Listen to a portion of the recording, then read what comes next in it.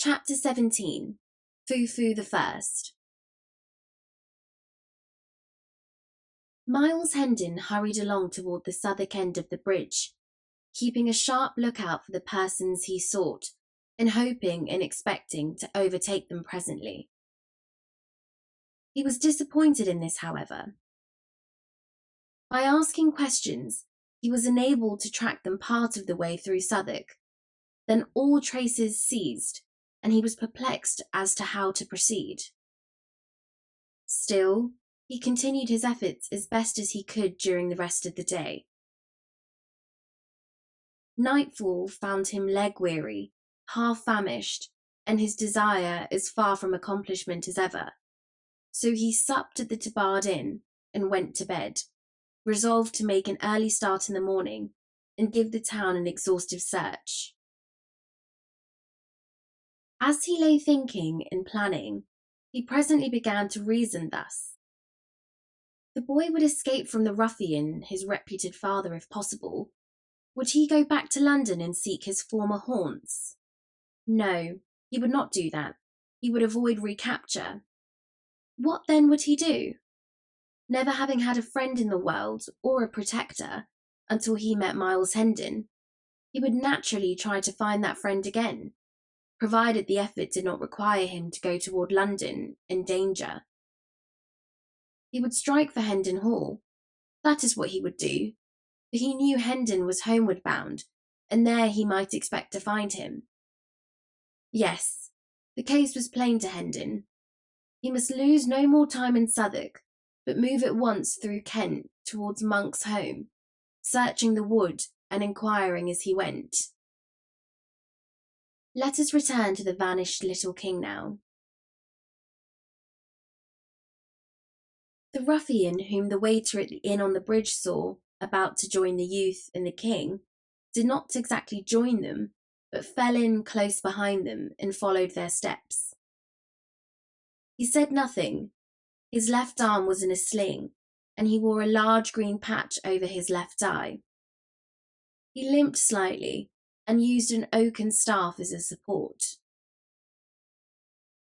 The youth led the king a crooked course through Southwark, and by struck into the high road beyond.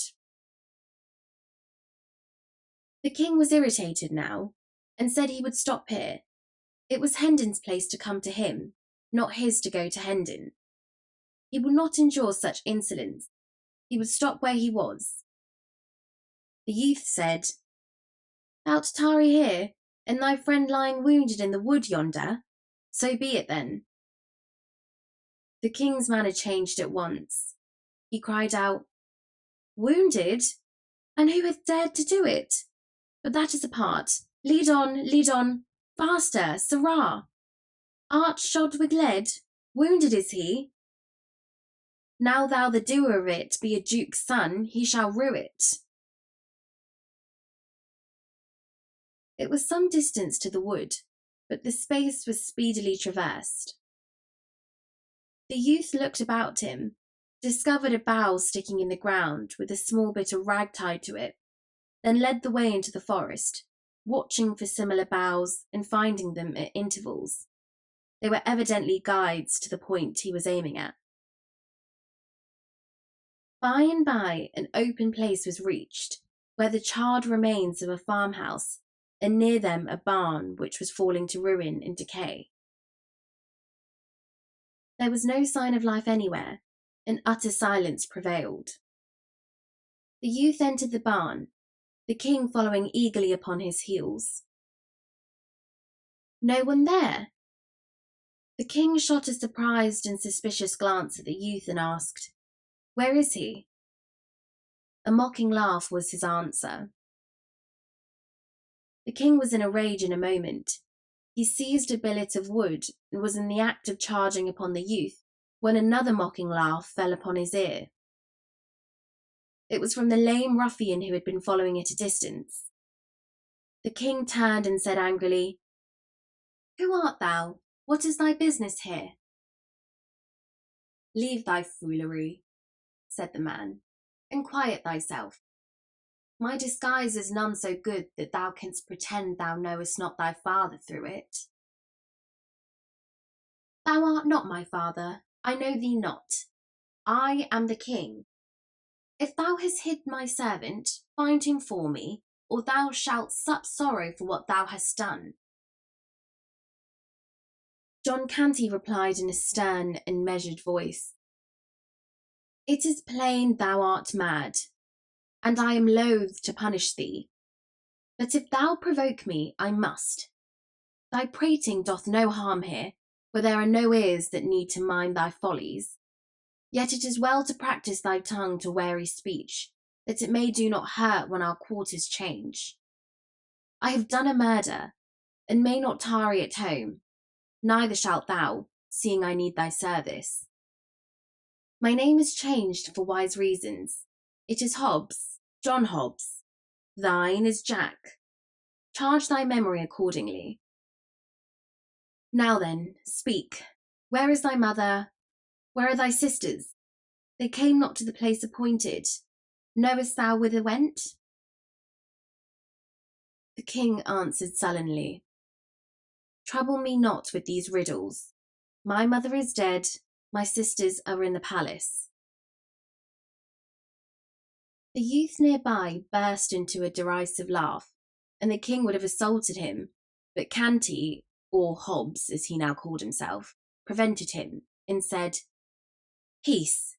Hugo, vex him not, his mind is astray, and thy ways fret him. Sit thee down, Jack, and quiet thyself.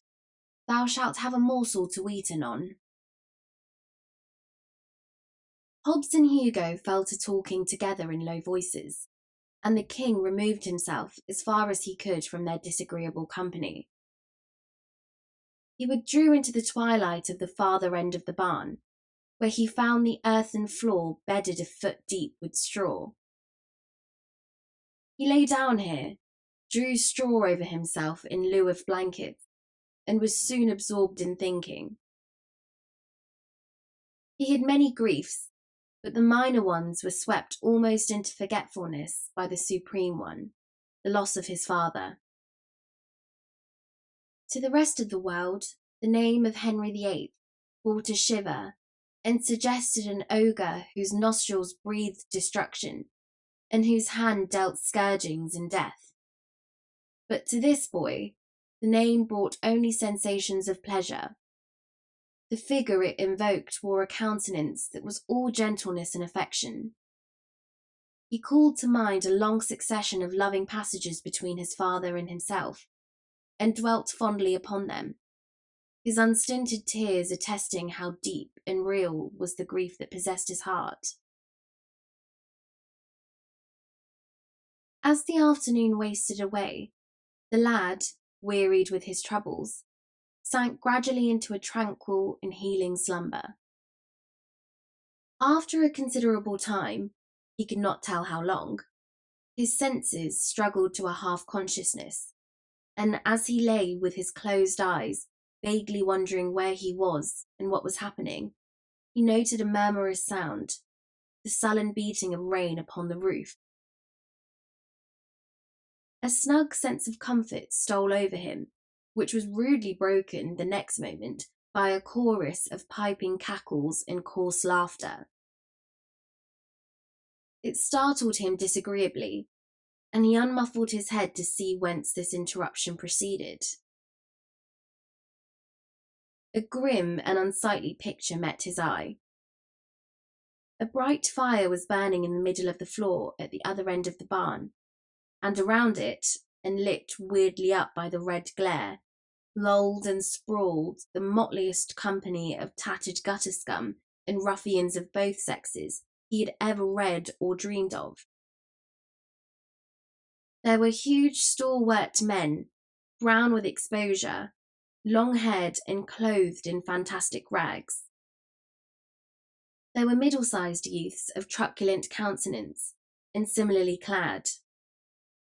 There were blind mendicants with patched or bandaged eyes, crippled ones with wooden legs and crutches, diseased ones with running sores peeping from ineffectual wrappings. There was a villain-looking peddler with his pack, a knife grinder, a tinker, and a barber surgeon were the implements of their trades. Some of the females were hardly grown girls. Some were at prime, some were old and wrinkled hags, and all were loud, brazen, foul-mouthed, and all soiled and slatternly. There were 3 sore-faced babies. There were a couple of starveling curs, with strings about their necks, whose office was to lead the blind. The night was come. The gang had just finished feasting. An orgy was beginning. The can of liquor was passing from mouth to mouth. A general cry broke forth. A song from the Bat and Dick and Dot and Go one. One of the blind men got up and made ready by casting aside the patches that sheltered his excellent eyes and the pathetic placard which recited the cause of his calamity. Dot and Go one disencumbered himself of his timber leg and took his place upon sound and healthy limbs beside his fellow rascal. Then they roared out a rollicking ditty and were reinforced by the whole crew at the end of each stanza in a rousing chorus. By the time the last stanza was reached, the half-drunken enthusiasm had risen to such a pitch that everybody joined in and sang it clear through from the beginning, producing a volume of villainous sound that made the rafters quake. These were the inspiring words. Bien Darkmans then, Baus Morton Ken. The Bien Coves bring a wast, on chates to trine by Rome Coves dine, for his long lib at last. Binged out Bien Morts and Torre, Bing out of the Rome vile bine, and Torre the cove that cloyed your duds, upon the chates to trine. From the English Rogue, London, 1665. Conversation followed, not in the thieves' dialect of the song, for that was only used in talk when unfriendly ears might be listening. In the course of it, it appeared that John Hobbs was not altogether a new recruit, but had trained in the gang at some former time. His later history was called for, and when he said he had accidentally killed a man, considerable satisfaction was expressed. When he added that that man was a priest, he was roundly applauded and had to take a drink with everybody.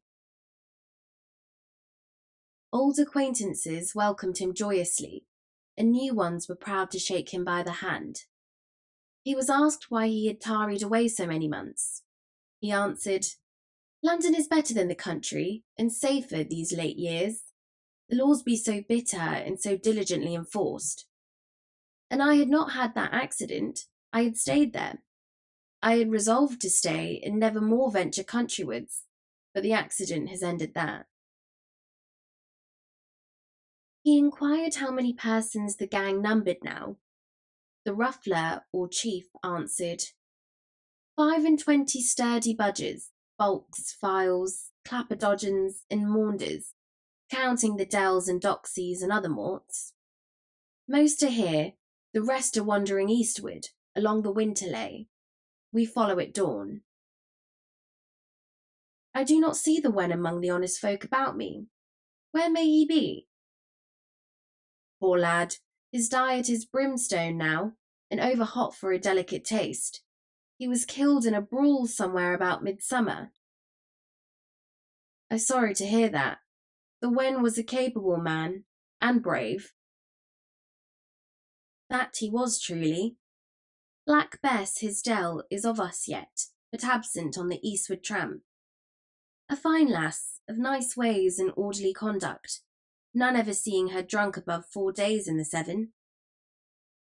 She was ever strict, I remember it well, a goodly wench, and worthy all condemnation. Her mother was more free and less particular, a troublesome and ugly-tempered beldame, but furnished with a wit above the common. We lost her through it. Her gift of palmistry and other sorts of fortune-telling begot for her at last a witch's name and fame. The law roasted her to death at a slow fire. It did touch me to a sort of tenderness to see the gallant way she met her lot, cursing and reviling all the crowd that gaped and gazed around her, whilst the flames licked upward toward her face and catched her thin locks and crackled about her old grey head. Cursing them. Why, and thou shouldst live 1,000 years, thou'dst never heard so masterful a cursing. Alack, her art died with her. There be base and weakling imitations left, but no true blasphemy. The ruffler sighed, the listeners sighed in sympathy, for even hardened outcasts like these are not wholly dead to sentiment, but are able to feel a fleeting sense of loss and affliction at wide intervals and under peculiarly favouring circumstances, as in cases like to this, for instance, when genius and culture depart and leave no heir. However, a deep drink all round soon restored the spirits of the mourners. "Have any others of our friends fared hardly?" asked Hobbs. "Some, yes, particularly newcomers, such as small husbandmen turned shiftless and hungry upon the world because their farms were taken from them to be changed to sheep ranges. They begged and were whipped at the cart's tail, naked from the girdle up, till the blood ran, then set in the stocks to be pelted. They begged again, were whipped again, and deprived of an ear. They begged a third time, poor devils, what else could they do? And were branded on the cheek with a red-hot iron, then sold for slaves. They ran away, were hunted down, and hanged. 'Tis a brief tale, and quickly told. Others of us have fared less hardly. Stand forth, yokel, Burns and Hodge, show your adornments." These stood up and stripped away some of their rags, exposing their backs criss-crossed with ropey old welts left by the lash. One turned up his hair and showed the place where a left ear had once been.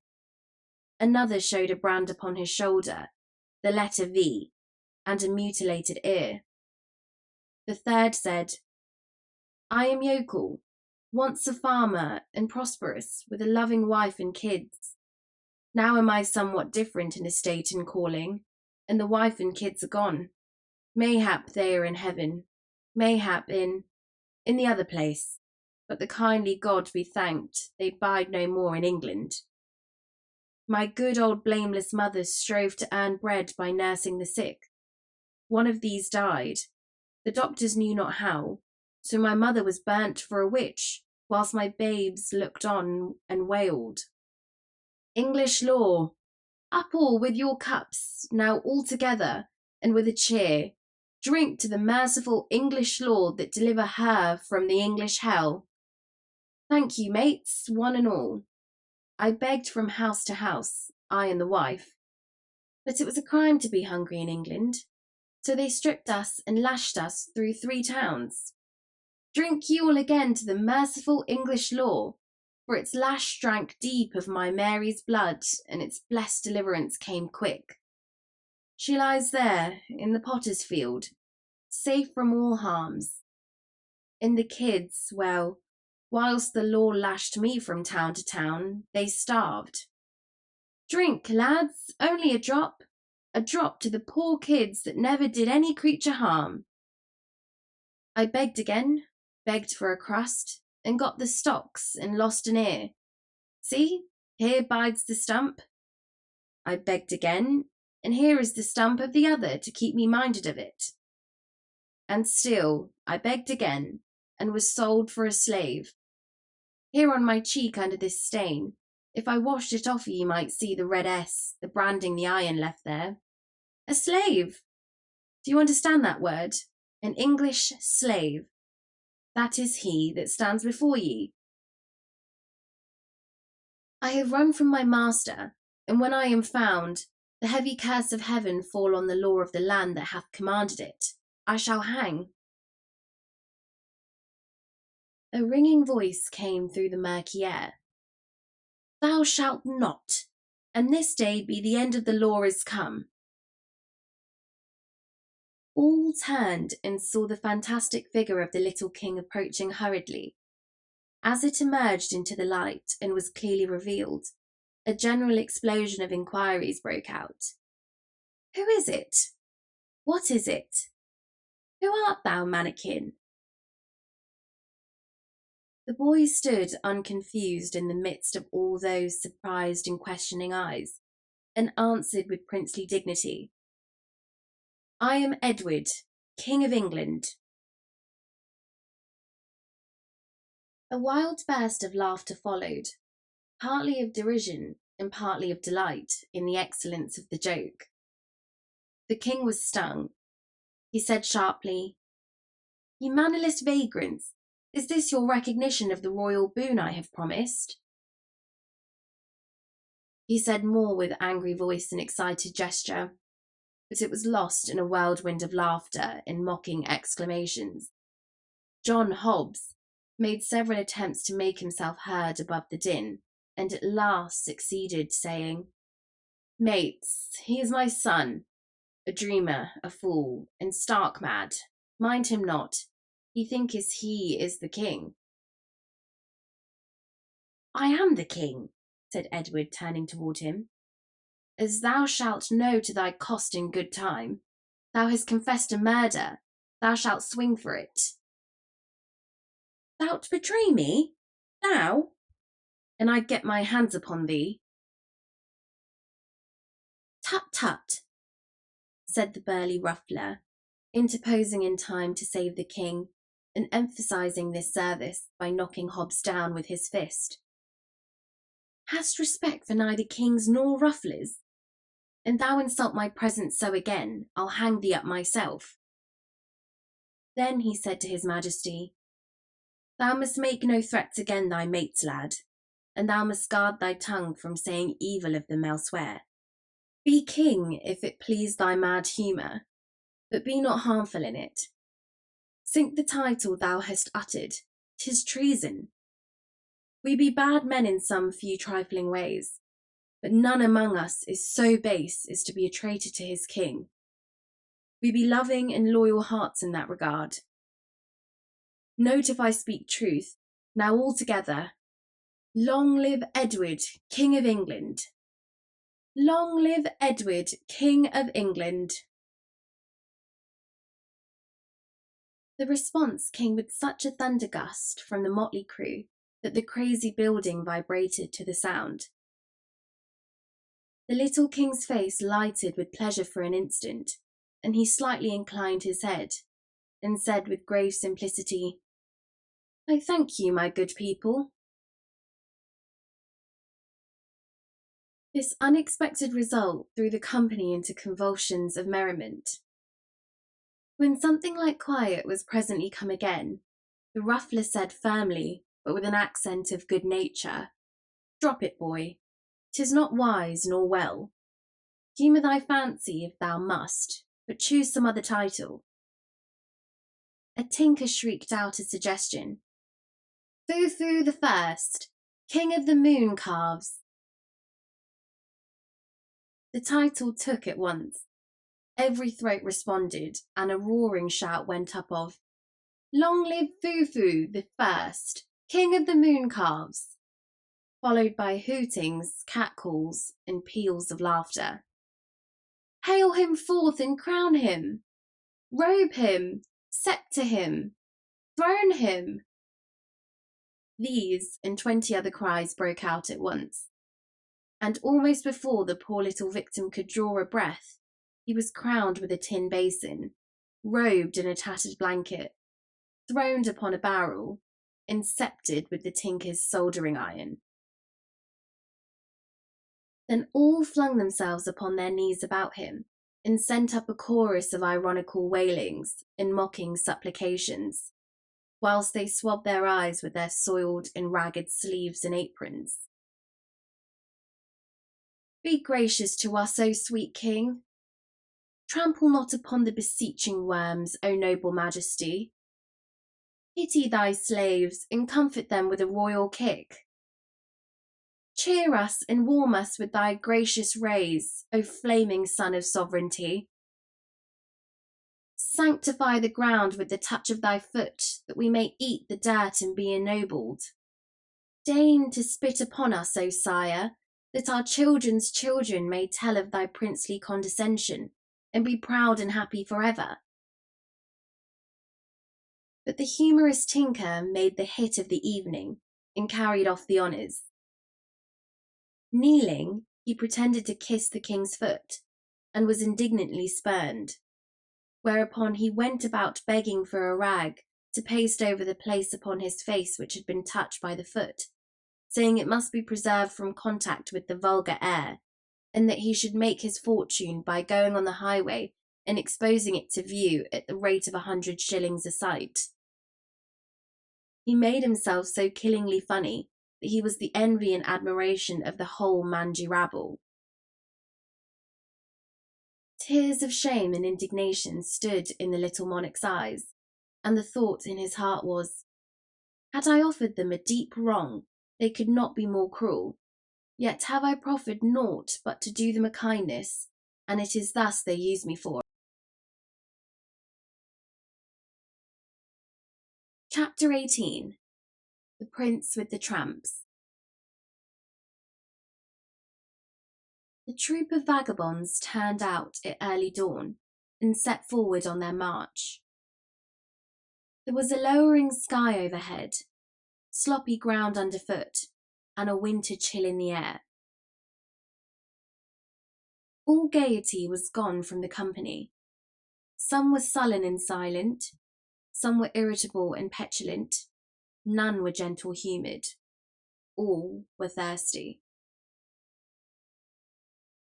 The ruffler put Jack in Hugo's charge, with some brief instructions, and commanded John Canty to keep away from him and let him alone. He also warned Hugo not to be too rough with the lad. After a while, the weather grew milder, and the clouds lifted somewhat. The troops ceased to shiver, and their spirits began to improve. They grew more and more cheerful, and finally began to chaff each other and insult passengers along the highway. This showed that they were awakening to an appreciation of life and its joys once more. The dread in which their sort was held was apparent in the fact that everybody gave them the road and took their ribald insolences meekly, without venturing to talk back. They snatched linen from the hedges, occasionally in full view of the owners, who made no protest, but only seemed grateful that they did not take the hedges too. By and by they invaded a small farmhouse and made themselves at home, while the trembling farmer and his people swept the larder clean to furnish a breakfast for them. They chucked the housewife and her daughters under the chin whilst receiving the food from their hands, and made coarse jests about them, accompanied with insulting epithets and bursts of horse laughter. They threw bones and vegetables at the farmer and his sons, kept them dodging all the time, and applauded uproariously when a good hit was made. They ended by buttering the head of one of the daughters, who resented some of their familiarities. When they took their leave, they threatened to come back and burn the house over the heads of the family if any report of their doings got to the ears of the authorities. About noon, after a long and weary tramp, the gang came to a halt behind a hedge on the outskirts of a considerable village. An hour was allowed for rest, then the crew scattered themselves abroad to enter the village at different points to ply their various trades. Jack was sent with Hugo. They wandered hither and thither for some time, Hugo watching for opportunities to do a stroke of business, but finding none, so he finally said, "I see naught to steal. It is a poultry place, wherefore we will beg. We forsooth? Follow thy trade if it befits thee, but I will not beg. Thou'lt not beg? Exclaimed Hugo, eyeing the king with surprise. Prithee, since when hast thou reformed? What dost thou mean? Mean? Hast thou not begged the streets of London all thy life? I? Thou idiot! Spare thy compliments, thy stock will last the longer. Thy father says thou hast begged all thy days. Mayhap he lied. Peradventure you will even make so bold as to say he lied, scoffed Hugo. Him you call my father? Yes, he lied. Come, play not thy merry game of madman so far, mate. Use it for thy amusement, not thy hurt. And I tell him this, he will scorch thee finely for it. Save thyself the trouble, I will tell him. I like thy spirit, I do in truth, but I do not admire thy judgment. Bone rackings and bastings be plenty enow in this life, without going out of one's way to invite them. But a truce to these matters. I believe your father. I doubt not he can lie. I doubt not he doth lie upon occasion, for the best of us do that. But there is no occasion here.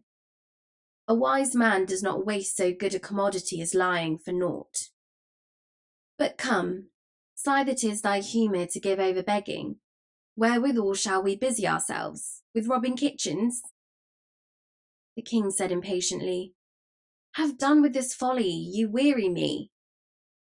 Hugo replied with temper, Now hark ye, mate, you will not beg, you will not rob, so be it. But I tell you what you will do, you will play decoy whilst I beg. Refuse and you think you may venture? The king was about to reply contemptuously when Hugo said, interrupting, Peace, here comes one with a kindly face. Now will I fall down in a fit, when the stranger runs to me, set you up a wail, and fall upon your knees, seeming to weep, then cry out as all the devils of misery were in your belly, and say, O sir, it is my poor afflicted brother, and we be friendless. O God's name, cast through your merciful eyes one pitiful look upon a sick, forsaken, and most miserable wretch. Bestow one little penny out of thy riches upon one smitten of God and ready to perish. And mind you, keep you on wailing, and abate not till we bilk him of his penny, else shall you rue it. Then immediately Hugo began to moan and groan, and roll his eyes, and reel and totter about. And when the stranger was close at hand, down he sprawled before him with a shriek, and began to writhe and wallow in the dirt in seeming agony. Oh dear, cried the benevolent stranger. Oh, poor soul, how he doth suffer. There, let me help thee up. O noble sir, forbear, and God love you for a princely gentleman. But it giveth me cruel pain to touch me when I am taken so. My brother there will tell your worship how I am racked with anguish when these fits be upon me. A penny, dear sir, a penny to buy a little food, then leave me to my sorrows. A penny? Thou shalt have 3, thou hapless creature. And he fumbled in his pocket with nervous haste and got them out. There, poor lad, take them, and most welcome. Now come hither, my boy, and help me carry thy stricken brother to yon house, where— I am not his brother, said the king, interrupting. What? Not his brother? Oh, hear him, groaned Hugo, then privately ground his teeth. He denies his own brother, and he with one foot in the grave. Boy, thou art indeed hard of heart if this is thy brother. For shame! And he scarce able to move hand or foot. If he is not thy brother, who is he then? A beggar and a thief. He has got your money and has picked your pocket likewise. And thou wouldst do a healing miracle, lay thy staff over his shoulders and trust Providence for the rest. But Hugo did not tarry for the miracle. In a moment he was up and off like the wind, the gentleman following after and raising the hue and cry lustily as he went off. The king, breathing deep gratitude to heaven for his own release, fled in the opposite direction and did not slacken his pace until he was out of harm's reach. He took the first road that offered and soon put the village behind him. He hurried along as briskly as he could during several hours, keeping a nervous watch over his shoulder for pursuit. But his fears left him at last, and a grateful sense of security took their place. He recognized now that he was hungry and also very tired. So he halted at a farmhouse, but when he was about to speak, he was cut short and driven rudely away. His clothes were against him. He wandered on, wounded and indignant, and was resolved to put himself in the way of like treatment no more. But hunger is pride's master, so as the evening drew near, he made an attempt at another farmhouse. But here he fared worse than before, for he was called hard names and was promised arrest as a vagrant, except he moved on promptly. The night came on chilly and overcast, and still the footsore monarch laboured slowly on. He was obliged to keep moving, for every time he sat down to rest, he was soon penetrated to the bone with the cold. All his sensations and experiences as he moved through the solemn gloom and the empty vastness of the night were new and strange to him. At intervals he heard voices approach, pass by, and fade into silence. And as he saw nothing more of the bodies they belonged to than a sort of formless drifting blur, there was something spectral and uncanny about it all that made him shudder. Occasionally he caught the twinkle of a light, always far away, apparently almost in another world. If he heard the tinkle of a sheep's bell, it was vague, distant, indistinct. The muffled lowing of the herds floated to him on the night wind in vanishing cadences, a mournful sound. Now and then came the complaining howl of a dog over viewless expanses of field and forest. All sounds were remote. They made the little king feel that all life and activity were far removed from him, and that he stood solitary, companionless, in the centre of a measureless solitude. He stumbled along through the gruesome fascinations of this new experience, startled occasionally by the soft rustling of the dry leaves overhead. So like human whispers they seemed to sound. And by, he came suddenly upon the freckled light of a tin lantern near at hand. He stepped back into the shadows and waited. The lantern stood by the open door of a barn. The king waited some time. There was no sound, and nobody stirring. He got so cold standing still, and the hospitable barn looked so enticing, that at last he resolved to risk everything and enter. He started swiftly and stealthily, and just as he was crossing the threshold, he heard voices behind him. He darted behind a cask within the barn and stooped down. 2 farm labourers came in, bringing the lantern with them, and fell to work, talking meanwhile. Whilst they moved about with the light, the king made good use of his eyes, and took the bearings of what seemed to be a good-sized stall at the further end of the place, purposing to grope his way to it when he should be left to himself. He also noted the position of a pile of horse blankets midway of the route, with the intent to levy upon them for the service of the Crown of England for one night. By and by the men finished and went away, fastening the door behind them and taking the lantern with them. The shivering king made for the blankets with as good speed as the darkness would allow, gathered them up, and then groped his way safely to the stall. Of 2 of the blankets he made a bed, and covered himself with the remaining 2. He was a glad monarch now, though the blankets were old and thin and not quite warm enough, and besides gave out a pungent, horsey odour that was almost suffocatingly powerful.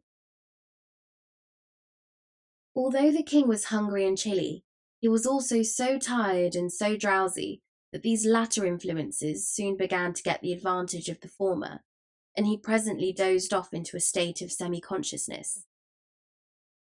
Then, just as he was on the point of losing himself wholly, he distinctly felt something touch him. He was broad awake in a moment, and gasping for breath. The cold horror of that mysterious touch in the dark almost made his heart stand still. He lay motionless and listened, scarcely breathing. But nothing stirred, and there was no sound. He continued to listen and wait, during what seemed a long time, but still nothing stirred, and there was no sound. So he began to drop into a drowse once more at last, and all at once he felt that mysterious touch again. It was a grisly thing, this light touch from this noiseless and invisible presence. It made the boy sick with ghostly fears. What should he do? That was the question, but he did not know how to answer it. Should he leave these reasonably comfortable quarters and fly from this inscrutable horror? But fly whither? He could not get out of the barn, and the idea of scurrying blindly hither and thither in the dark, within the captivity of the 4 walls, with this phantom gliding after him, and visiting him with that soft, hideous touch upon cheek or shoulder at every turn, was intolerable. But to stay where he was, and endure this living death all night, was that better? No. What then was there left to do? Ah, there was but one course. He knew it well. He must put out his hand and find that thing. It was easy to think this, but it was hard to brace himself up to try it. 3 times he stretched his hand a little way out into the dark, gingerly, and snatched it suddenly back with a gasp, not because it had encountered anything, but because he had felt so sure it was just going to. But the 4th time he groped a little further, and his hand lightly swept against something soft and warm. This petrified him nearly with fright. His mind was in such a state that he could imagine the thing to be nothing else than a corpse, newly dead and still warm. He thought he would rather die than touch it again. But he thought this false thought because he did not know the immortal strength of human curiosity. In no long time his hand was tremblingly groping again, against his judgment and without his consent, but groping persistently on just the same. It encountered a bunch of long hair. He shuddered, but followed up the hair and found what seemed to be a warm rope. Followed up the rope and found an innocent calf, for the rope was not a rope at all, but the calf's tail. The king was cordially ashamed of himself for having gotten all that fright and misery out of so paltry a matter as a slumbering calf. But he need not have felt so about it, for it was not the calf that frightened him, but a dreadful non-existent something which the calf stood for, and any other boy in those old superstitious times would have acted and suffered just as he had done. The king was not only delighted to find that the creature was only a calf, but delighted to have the calf's company, for he had been feeling so lonesome and friendless that the company and comradeship of even this humble animal were welcome. And he had been so buffeted, so rudely entreated by his own kind, that it was a real comfort to him to feel that he was at last in the society of a fellow creature that had at least a soft heart and a gentle spirit, whatever loftier attributes may be lacking. So he resolved to waive rank and make friends with the calf. While stroking its sleek, warm back, for it lay near him and within easy reach, it occurred to him that this calf might be utilised in more ways than one. Whereupon he rearranged his bed, spreading it down close to the calf. Then he cuddled himself up to the calf's back, drew the covers up over himself and his friend, and in a minute or two was as warm and comfortable as he had ever been in the downy couches of the regal palace of Westminster. Pleasant thoughts came at once. Life took on a cheerfuller seeming. He was free of the bonds of servitude and crime, free of the companionship of base and brutal outlaws. He was warm, he was sheltered. In a word, he was happy. The night wind was rising. It swept by in fitful gusts that made the old barn quake and rattle. Then its forces died down at intervals and went moaning and wailing around corners and projections. But it was all music to the king, now that he was snug and comfortable. Let it blow and rage, let it batter and bang, let it moan and wail. He minded it not, he only enjoyed it. He merely snuggled the closer to his friend in a luxury of warm contentment, and drifted blissfully out of consciousness into a deep and dreamless sleep that was full of serenity and peace. The distant dogs howled, the melancholy kine complained, and the winds went on raging, whilst furious sheets of rain drove along the roof.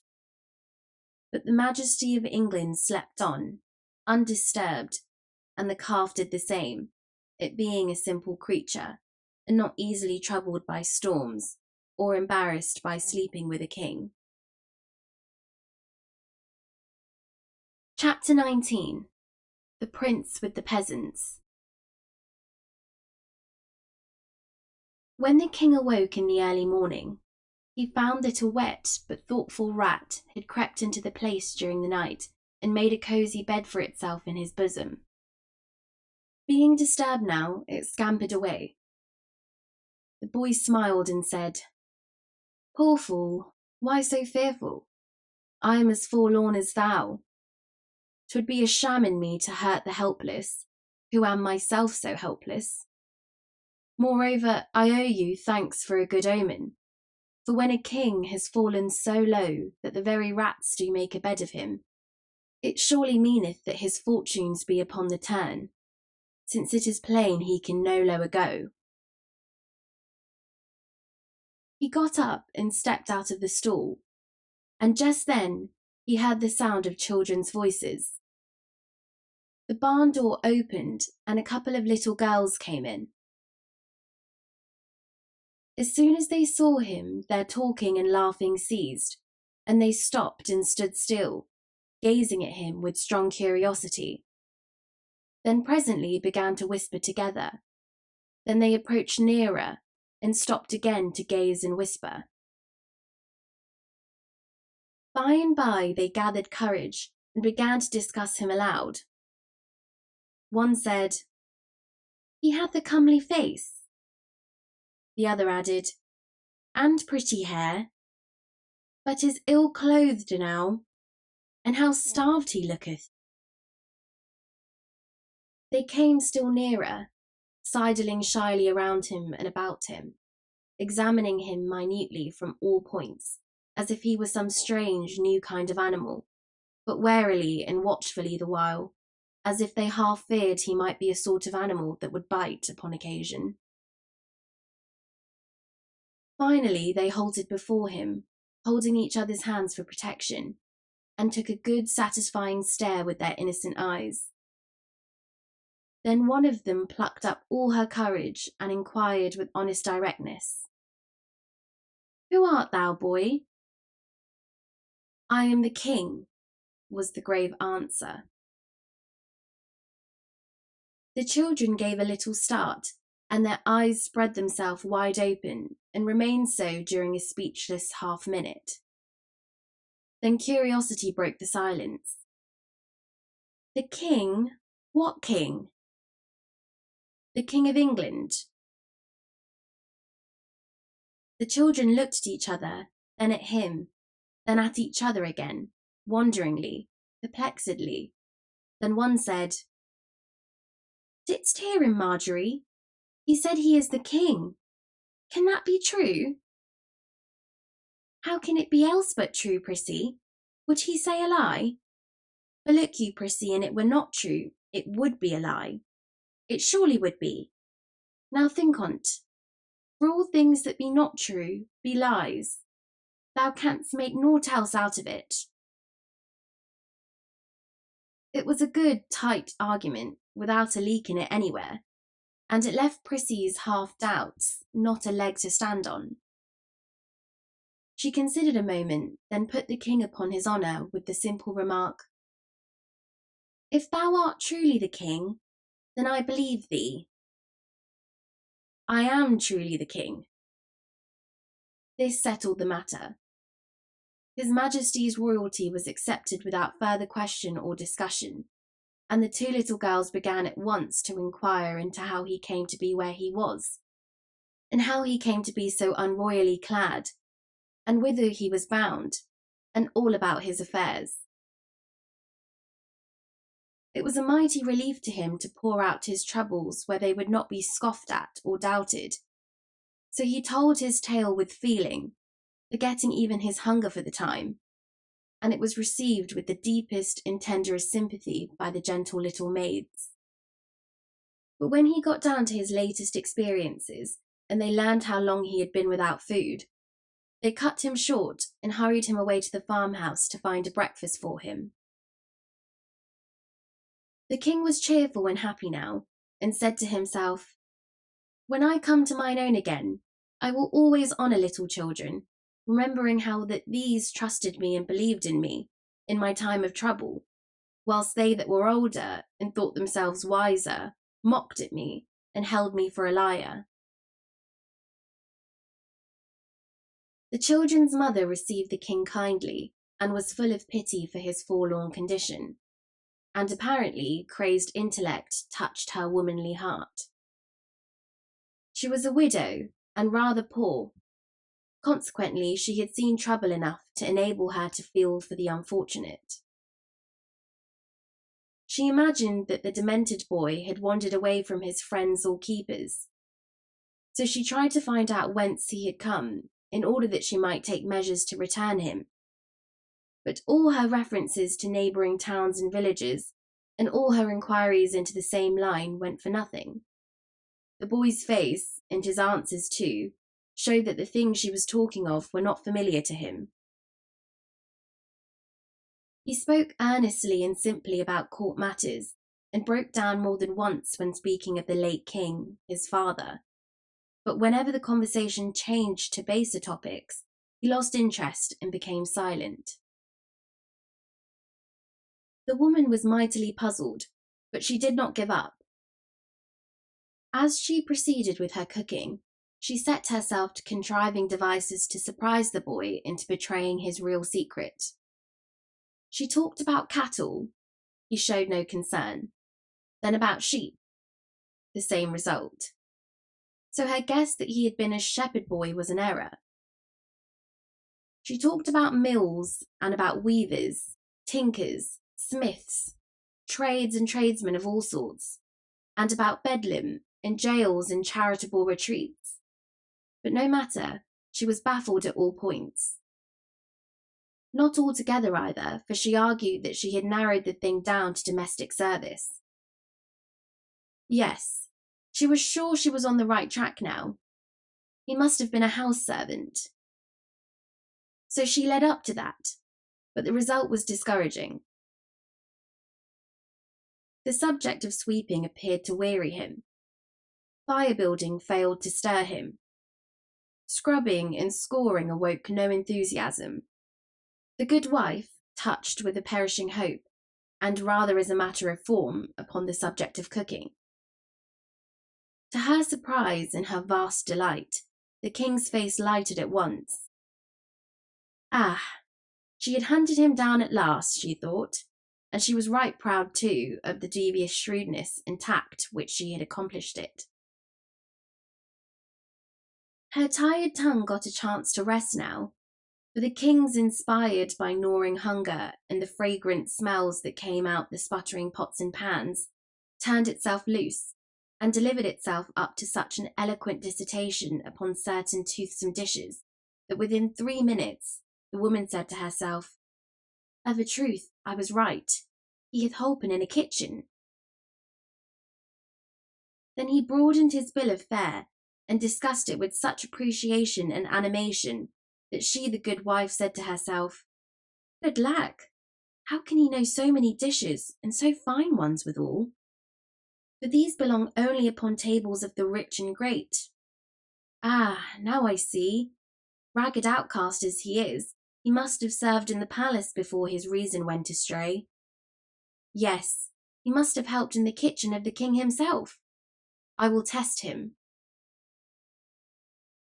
Full of eagerness to prove her sagacity, she told the king to mind the cooking a moment, hinting that he might manufacture and add a dish or two if he chose. Then she went out of the room and gave her children a sign to follow after. The king muttered, "Another English king had a commission like to this in a bygone time. It is nothing against my dignity to undertake an office which the great Alfred stooped to assume, but I will try to better serve my trust than he, for he let the cakes burn." The intent was good, but the performance was not answerable to it, for this king, like the other one, soon fell into deep thinkings concerning his vast affairs, and the same calamity resulted. The cookery got burned. The woman returned in time to save the breakfast from entire destruction, and she promptly brought the king out of his dreams with a brisk and cordial tongue-lashing. Then, seeing how troubled he was over his violated trust, she softened at once, and was all goodness and gentleness towards him. The boy made a hearty and satisfying meal, and was greatly refreshed and gladdened by it. It was a meal which was distinguished by this curious feature, that rank was waived on both sides, yet neither recipient of the favour was aware that it had been extended. The good wife had intended to feed this young tramp with broken victuals in a corner, like any other tramp, or like a dog. But she was so remorseful for the scolding she had given him, that she did what she could to atone for it by allowing him to sit at the family table and eat with his betters, on ostensible terms of equality with them. And the king, on his side, was so remorseful for having broken his trust after the family had been so kind to him, that he forced himself to atone for it by humbling himself to the family level, instead of requiring the woman and her children to stand and wait upon him while he occupied their table in the solitary state due to his birth and dignity. It does us all good to unbend sometimes. This good woman was made happy all the day long by the applauses which she got out of herself for her magnanimous condescension to a tramp, and the king was just as self-complacent over his gracious humility toward a humble peasant woman. When breakfast was over, the housewife told the king to wash up the dishes. This command was a staggerer for a moment, and the king came near rebelling. But then he said to himself, "Alfred the Great watched the cakes. Doubtless he would have washed the dishes too. Therefore will I essay it." He made a sufficiently poor job of it, and to his surprise too, for the cleaning of wooden spoons and trenchers had seemed an easy thing to do. It was a tedious and troublesome piece of work, but he finished it at last. He was becoming impatient to get away on his journey now. However, he was not to lose this thrifty dame's society so easily. She furnished him some little odds and ends of employment, which he got through with after a fair fashion and with some credit. Then she set him and the little girls to paring some winter apples. but he was so awkward at this service that she retired him from it and gave him a butcher knife to grind. Afterwards, she kept him carding wool until he began to think he had laid the good King Alfred about far enough in the shade for the present in the matter of showy menial heroisms that he would read picturesquely in storybooks and histories, and so he was half-minded to resign. And when, just after the noonday dinner, the good wife gave him a basket of kittens to drown, he did resign.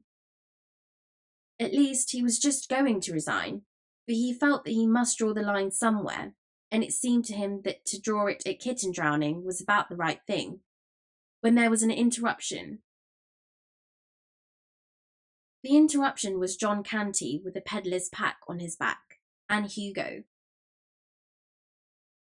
The king had discovered these rascals approaching the front gate before they had had a chance to see him. So he said nothing about drawing the line, but took up his basket of kittens and stepped quietly out of the back way without a word. He left the creatures in an outhouse and hurried on into a narrow lane at the rear.